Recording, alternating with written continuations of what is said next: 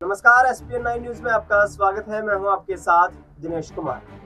हरियाणा में नायब सिंह सैनी सरकार का शपथ ग्रहण समारोह संपन्न हो चुका है। शपथ ग्रहण समारोह में दक्षिणी हरियाणा पर विशेष ध्यान देते हुए एक बार फिर से राव नरबीर सिंह पर भारतीय जनता पार्टी ने भरोसा जताया है और राव नरबीर सिंह हरियाणा कैबिनेट में शामिल हो गए।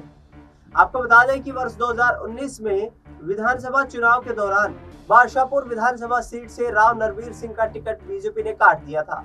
इस सीट पर 2019 में बीजेपी को करारी हार का सामना करना पड़ा, लेकिन 2024 के विधानसभा चुनाव के आते आते राव नरबीर सिंह ने अपनी मंशा जाहिर कर दी।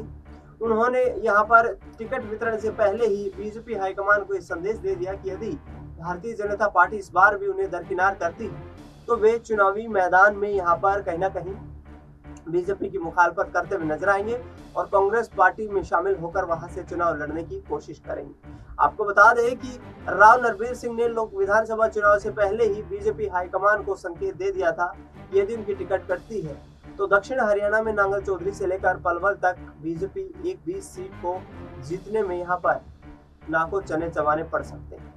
लेकिन अब राव नरबीर सिंह यहाँ पर हरियाणा सरकार की कैबिनेट में शामिल हो गए हैं। राव नरबीर सिंह के नाम पर एक अनोखा रिकॉर्ड भी दर्ज है। महज 26 साल की उम्र में जब पहली बार वह विधायक चुन करके गए थे तो उस दौरान उन्हें कैबिनेट में जगह मिली थी और हरियाणा में सबसे कम उम्र में कैबिनेट मंत्री बनने वाले एकमात्र ऐसे नेता राव नरबीर सिंह।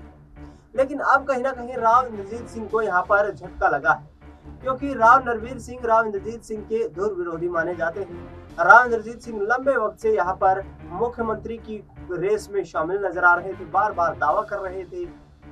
हरियाणा में बीजेपी की जीत के बाद 9 विधायकों को अपने रेवाड़ी रामपुरा हाउस में उन्होंने आमंत्रित किया, शिष्टाचार मुलाकात की, शक्ति प्रदर्शन करने की कोशिश की, लेकिन मुख्यमंत्री की ताजपोशी के रूप में यहाँ पर नायब सिंह सैनी का नाम ही फाइनल किया गया। प्रधानमंत्री नरेंद्र मोदी की मौजूदगी में नायब सिंह सैनी शपथ लेते हुए नजर आए और हरियाणा में दूसरी बार चीफ मिनिस्टर बने। लेकिन जिस तरीके से राव इंद्रजीत सिंह की नाराजगी सामने आई है, कहीं ना कहीं आने वाले वक्त में राव इंद्रजीत सिंह कोई बड़ा कदम उठा सकते हैं और ऐसे में इस वक्त देखा जाए तो राव इंद्रजीत सिंह अपने राजनीतिक जीवन के अंतिम पड़ाव पर चल रहे हैं। शायद हो सकता है कि 2024 में अब लोकसभा चुनाव के बाद आगे वो चुनाव लड़ते हुए भी नजर न आए।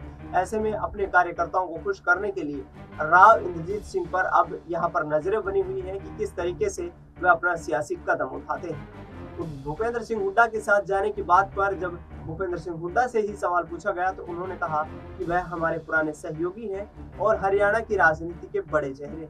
यदि हमारे साथ आते हैं तो खुले दिल से हम उनका स्वागत करेंगे। यानी कि राव इंद्रजीत सिंह के लिए अब दोनों तरफ से दरवाजे खुले हुए हैं और ऐसे में बीजेपी लगातार उनको दरकिनार करते हुए नजर आई तो यहाँ पर वह कोई बड़ा कदम उठाने की कोशिश करते नजर आ सकते हैं।